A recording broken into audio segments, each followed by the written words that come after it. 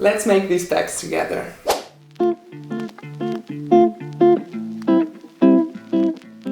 Hello and welcome. Today I'm going to show you a step-by-step tutorial on how I crocheted these mesh bags. You can actually decide on how big or small you want this project to be. For example, this beige one is quite a bit bigger than the red one. I will explain on how you would go about it in this video. Also, the main bag is this mesh pattern, but I switched it up with the beige one in one panel and added this opaque little patch right here. I did not include the step-by-step tutorial for this, but I will do a little section where I'm talking through how I did that. Also, I added a little accessory for the red one because I still had some yarn left over, and that's this little pouch to go inside for keys or my phone. Everything else I show in detail, and I hope you enjoy this project as much as I do. And as always, please let me know if you make one for yourself. I always love knowing what colors people choose. So if you like, send me a message or even a photo on any of my socials. I would love to know. So let's get right into it.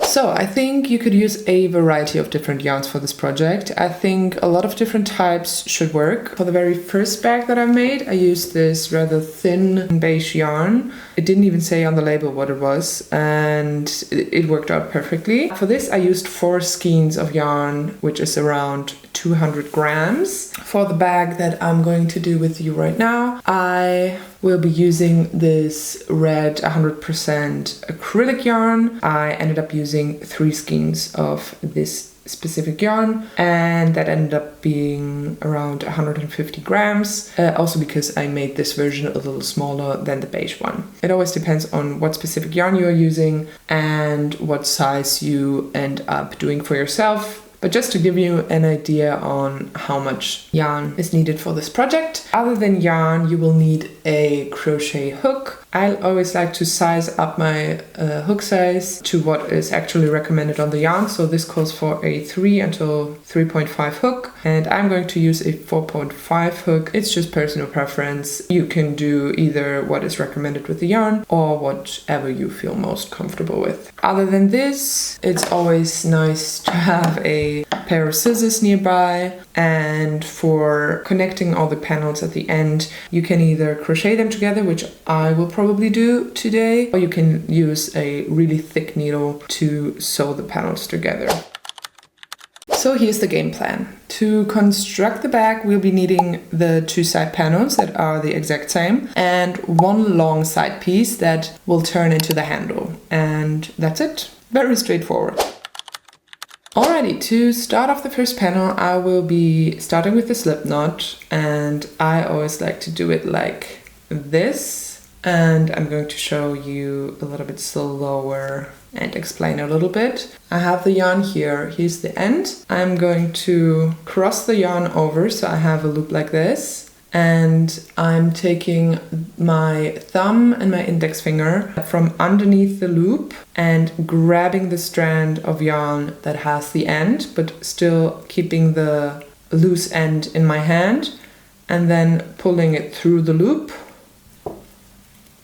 and basically pulling the slip knot like this. One more time. I'm crossing it over and pull the slip knot. Now I'm taking my hook, put the slip knot on my hook and tighten. After the slip knot is on the hook, I will be chaining 55, and this determines the width of the bag that I want. You can actually decide for yourself here how wide you would like the bag to be. If you want it smaller or bigger, then you are just going to do less or more stitches here. The important part is that the base chain is an even number, so the rows that follow work out. So I will be chaining 55. So I yarn over, pull it through, and I always like to hold down the chain that I'm working with at the very start because it gets a little wobbly, and this just helps stabilize it a little bit. So I'm yarning over, pulling through, and that's what I'm going to do for 55 stitches. 57 and 58. So here's what 58 stitches look like. And as I said, you can adjust how wide you would like the bag to be. To my 58 stitches, I'm going to add an additional 4 chains that are not going to be adding to the width of the bag, but they are part of the turning chain and what is going to happen next. And I'm going to explain what I mean by that. Just a quick overview over the system that I'm following here.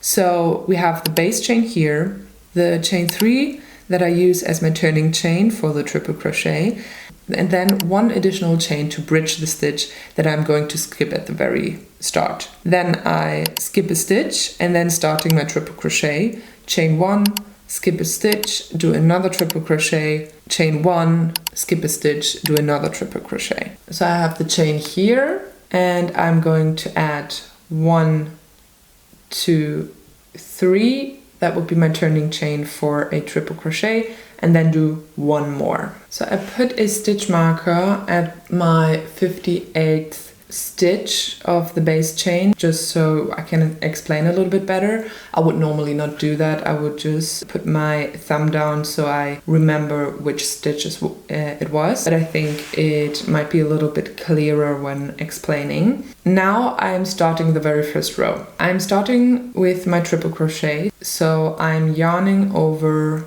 twice like this, and then inserting my hook into the base chain. And for this, I'm not going to insert the hook in the 58th stitch or the last stitch that I made for the base chain, but I'm skipping that one and inserting it into the next one. So one next to the stitch marker here.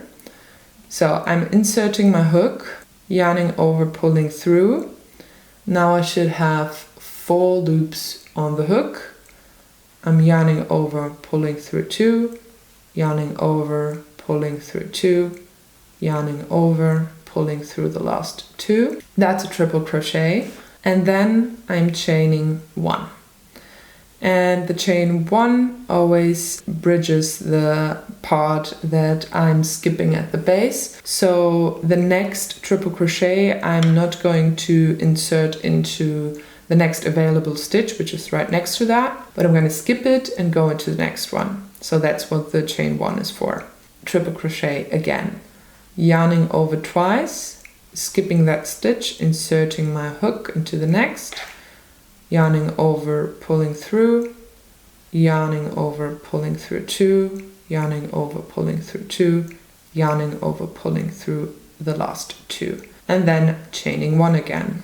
Let's do 1 more together. So yarning over twice, skipping a stitch, inserting the hook, yarning over, pull through 2, yarning over, pull through 2, yarning over, pull through 2, chain 1. So what that skipping stitch does is creating this mesh effect that I want for the whole bag. That is what I'm going to do for the rest of the base chain. So always triple crochet, skipping a stitch, chain 1. And I'm going to meet you when I am at the end of the row. Last triple crochet, pull through 2, pull through 2, pull through 2. And now I am starting the next row by chaining 4 again, for the very same reason that I chained 4 more in the base chain. So 1, 2, 3 as the turning chain, and 1 more because I'm skipping the very first stitch. Now I'm turning my work, and now you kind of already see the mesh is being created. Here I am going to continue the same way. So I'm starting with the triple crochet, so yarning over twice, skipping the very first stitch and inserting my hook in the same space where the triple crochet meets at the bottom. So in the end they all align in 1 row. Yarn over twice, inserting my hook right here, yarn over, pull through, yarn over, pull through 2, yarn over, pull through 2, yarn over, pull through 2, chain 1, and now you can see it basically extends the triple crochet 1 row above. So next one, skipping that stitch in the middle, and inserting my hook and doing the triple crochet, chaining 1, and that's what I'm going to do for the whole row. So I'm coming to the end of my second row. This is the second to last triple crochet. So now I'm at the very end of my second row, and here you can kind of see that the triple crochets always extend the triple crochet in the row below. So we have that one that goes with this one, that one goes with this one, and that row below here is the turning chain. Here's where we need to put in our very last triple crochet of that row, because when we don't do that, the project will get more narrow to the top. So don't forget the very last one, because it kind of likes to hide a little bit. That's again why we did the 4 chains, because 3 of them are basically the height of the triple crochet here, and 1 is here, so we can also skip 1 stitch right here and put it into the 3rd stitch of what mimics the triple crochet here. I hope that makes sense.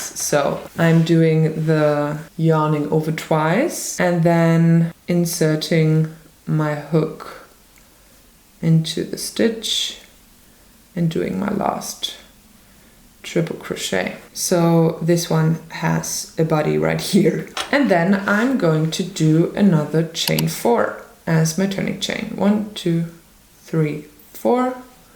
Turning my work and repeat what I did before. And that's what I'm going to do for the whole back. Triple crochet, chaining 1, and then skipping a stitch and triple crochet into the next space. And that's what I'm going to repeat until I have the height of the bag that I want, and I'm going to show you what that looks like for me.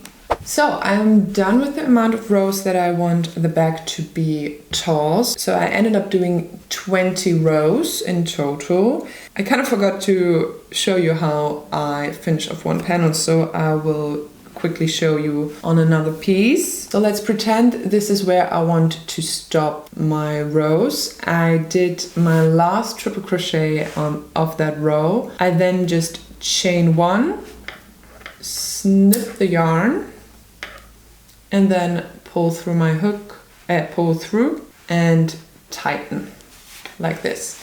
And in the end, I would weave in that end. So that's how I would finish one panel. Okay, so before we move on, I wanted to show you how I would work in the new yarn when a skein ends, or if you want to make this bag a colorful bag and you do color switches. Here's how I would do it. There are many different ways to do it, but here's what I do. I would start my triple crochet as I would normally do, inserting my hook, yarn over and pull through, and then start working in the new strand of yarn. You could do that at basically any point. I'm going to show you how it looks like when I do it here. So now I am yarning over the remaining little piece that I still have here, and I am also putting the new yarn over my hook. So I have 2 strands of yarn that I now will pull through and work now only with the new yarn. So yarn over, pull through 2, yarn over, pull through 2, and chain 1. And that's basically at the very start of the triple crochet is where I switched from the old to the new. And then I like to lay down the 2 ends that are created here, lay it down flat against the project and try to weave them in as I go. So when I lay them on top, they basically get woven into the project as I go. And this is what it looks like after a couple more triple crochets. So that's one panel done, and I did the exact same thing one more time. So both sides are done now. On to the next step, which is the side that goes into the handle piece. So to do the handle part and the side part of the bag, I'm going to crochet a very long rectangle. I'm going to use single crochet and go the short way. So here's how I did that. So the goal for the side or handle part is that it has to be a lot more sturdy than the side pieces. So I'm going to use single crochet. I know there are probably more sturdy stitches you could use. If you have any suggestions, I would very much appreciate them. I did not have a lot of trouble with using single crochet with my very first version so far, so that's what I'm going to show you today. But in case you have any other suggestion of stitches that are not super stretchy, then please leave them below. Yeah, I'm going to show you how I did it though. So I'm going to start with a slip stitch. What also might help is sizing down the hook size in this part so the stitches can get tighter. I'm just going to stick with the 4.5 here. Just a little tip, if you want it to be tighter, you can also size down with the hook size. Here you decide on how wide you want the handle or the side to be. I am going to chain 9. So 1, 2, 3, 4, 5, 6, 7, 8, 9. That's how wide I want the strap to be. And then I'm chaining 1 as my turning chain and then going in with my very first row with single crochet. So I'm inserting my hook into the 9th stitch of the row below. So not in the turning chain I did just now, but in the stitch right next to it. I'm yarning over, pulling through, so I have 2 loops on my hook, yarning over, pulling through 2. 2 more times together, inserting my hook into the next stitch, yarning over, pull through, 2 loops on the hook, yarning over, pull through 2. One more time, inserting the hook, yarning over, pulling through, yarning over, pulling through 2. And that's what I'm going to do for the whole row. So this is the very last stitch of the row. 1 more single crochet like this. Then I'm chaining 1 as my turning chain and turning my work. Now I am continuing with single crochet. I hope you see where I'm inserting my hook, because when you look on top you have these V shapes, and when you put it to the side you have these openings here. I'm going to poke little holes in them so you may see them a little bit better. So I'm going to go in here, do my single crochet, the one next to it, and so on and so forth. If you're just starting out, you might want to count your stitches while you're crocheting them so you don't accidentally drop a stitch or add one. So for me, I should have 9 stitches in each row. I think especially at the very end, it gets kind of confusing if you have to do one more or not. So it helps with counting sometimes. So last stitch of the row, they are always a little bit more tricky, I feel like. Now you can kind of see how it starts building up. So when you continue doing the same thing, it gets longer and longer until you are ready to connect the pieces. And I'm going to meet you when I get there.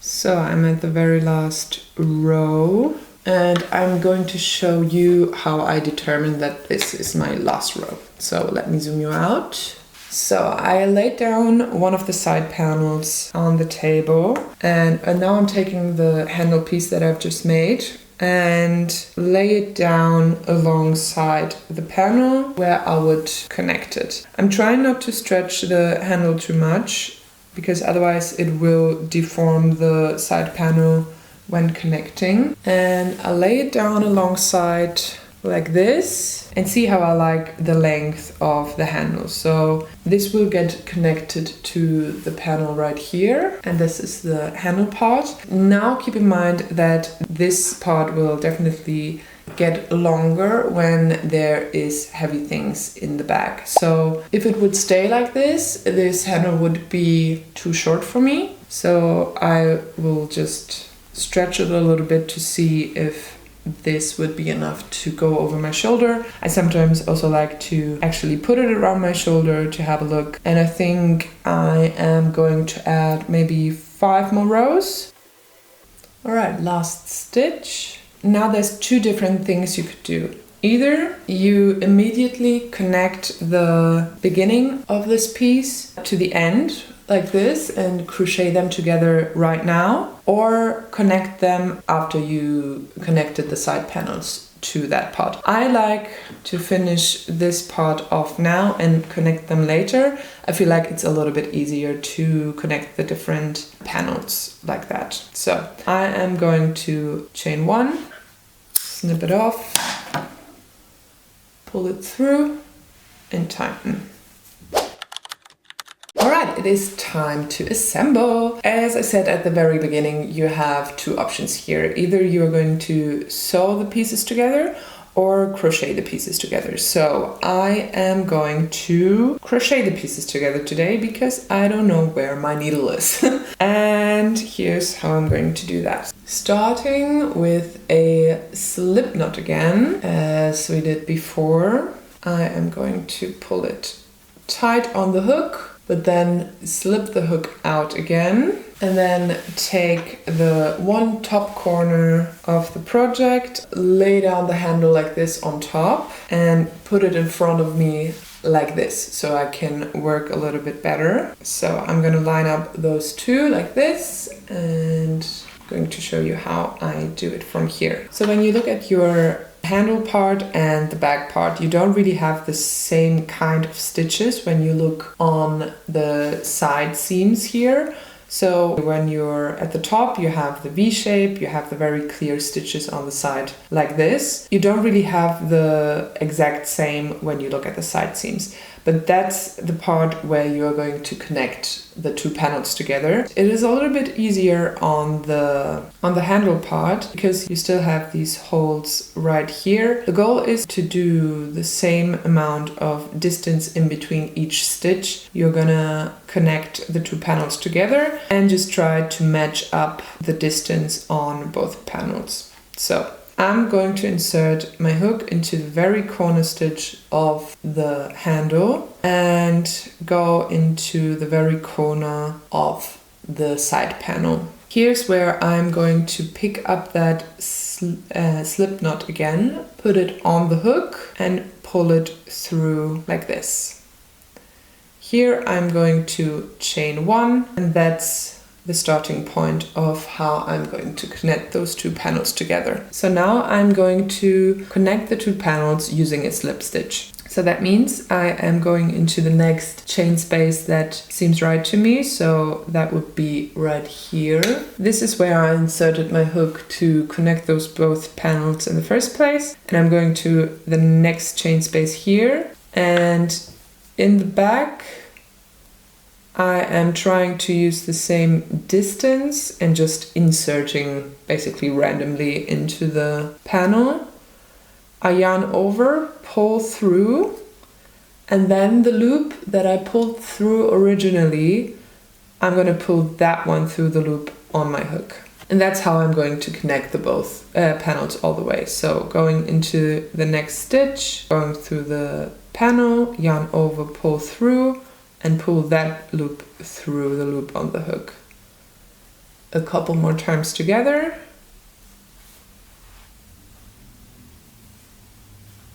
While I'm doing that, I'm trying not to stretch either of the panels, otherwise it can get a little bit warped. If they lay quite relaxed onto each other, it will look better in the end. So that's what I'm going to do until I am all the way across those panels. So I have connected these 2 parts together until the very first corner, and you'll just continue doing the exact same thing right here as well. I just wanted to show you that part because it gets a little bit easier connecting the pieces at the bottom because we are going that direction again, and here you have proper stitches you could work into. Yeah, I just wanted to point that out, that it is a little bit easier at the bottom here. And again, I'm not picking up every single stitch that is available to me. I'm trying to match the distance of stitch that I'm using here to the bottom panel. So it's probably every other stitch that I'm picking up. And I'm going to continue doing that until I reach the very top here. So I'm going around here and then all the way back, and I'm going to meet you when I get there. So I went from this corner all the way over here, and I am basically done securing these two panels together. I just did my last stitch here. Let me zoom you in. I just did my last stitch. Now I'm gonna chain one, snip off, pull through, and pull tight. Now that needs to be weaved in. Now the bag looks like this. All right, now I'm gonna grab the other side of the bag, and I'm going to use the exact same method to connect this panel to that panel. So I'm gonna lay this down flat and this on top of it like this, and then connect it in the very same way as I did for this side. And once I'm done with that, I'm gonna meet you again. Okay, a little thing that I did that helps me to line up the corners to how I connected the other side is to just put stitch markers in the corners. So where the side panel meets the corner, I marked this with the stitch marker and already connected the two new sides together, as well as the other corner here. I might also do that here, so I don't end up with the bag connecting way further up or further down, because I held the bag differently or accidentally stretched one part other than the other side, because I just realized I was already around here and I realized the corners don't match up, so I opened it up again and put stitch markers in the corners. Okie dokie, so I am done connecting the second panel. This is my little very last slip stitch here. So I'm going to do the same as I did before. I'm going to chain one, snip the end, pull it through and pull it tight. So now it's starting to look like a bag. I mean, it did before, but now we are almost done. So I am going to take the strap here and make sure it does not twist at any point, and then put it against the very start here. And now I'm gonna crochet them together the very same way I just connected all of these panels together. I don't know, should I film this? I think I might. So, slip knot. I'm gonna put them together like this, inserting my hook, one side, the other side, put on the slip knot, pull it tight and pull it through. I'm chaining one at the start, and then go step by step, slip stitching the two panels together.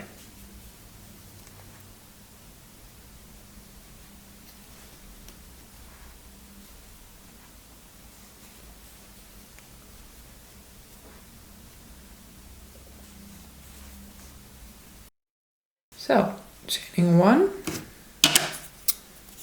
cutting off, pulling through, pulling tight, and this is what it looks like now. So all these ends need to be weaved in, and we are basically done with the whole bag. So for the beige version, I also did a single crochet border around the top because it was really floppy, and I also like the look of it. But I think with this one, I'm gonna leave it like this.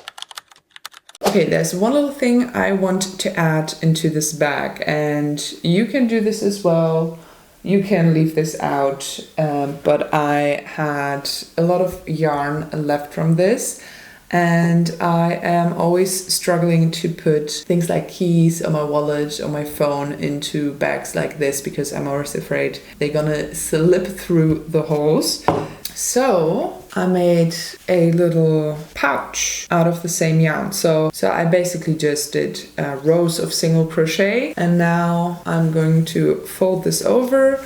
I just made sure that the things I want to carry in this fit in here. So that would be my phone that perfectly fits into here right now. And now I'm just gonna close the side seams with some slip stitches again, and then secure the little pouch on the inside of the bag. A little bit further down, I think, like that, and it's gonna lay in there. I think that's a very cute idea. I think I'm gonna do that now. Also, a little special thing I did on the beige version is have this little opaque section, because I thought I might want to add my logo or stitch something onto here, and I'm not going to show you step by step how I did this, but in case anyone wants to recreate this, I thought I might just explain how I did it. I beforehand decided how big I want this to be. The size is determined by the size of the squares that form with the triple crochet. So I wanted it to be 1, 2, 3, 4, 5, 6, 7, 8 squares wide and 3 squares tall. So I marked it with a stitch marker when I was at the height where I wanted it to start. So I marked this and this, and with the next row of triple crochet, instead of carrying on with the triple crochet from here on out, I basically single crocheted my way down to the base of that row. So I did 1 and 2 single crochet, and then did single crochet up until the point where I wanted the opaque piece to stop. So single crochet, then single crochet all the way back, and then single crochet all the way over here again, because 3 rows of single crochet is basically the same height as 1 triple crochet. So that filled out that space, and then continued with the triple crochet as I did before until I was at the end, started a new row of triple crochet as I did before, and when I hit that point again, I did 1 single crochet into the side of the triple crochet, another single crochet in the corner, and then again went over once, back, and then to that side again with a single crochet, and did that as many times as I wanted it to be. So for me it was the height of 3, and then I just continued with the rows as I did before. And I think it turned out really nice. I think it's also cute just leaving it blank. I might add my logo or some embroidery, but I basically have this bag already for half a year and I did not do it until now. So I might just leave it blank. But in case someone wants to do the same with theirs. I hope that explanation makes sense to anyone.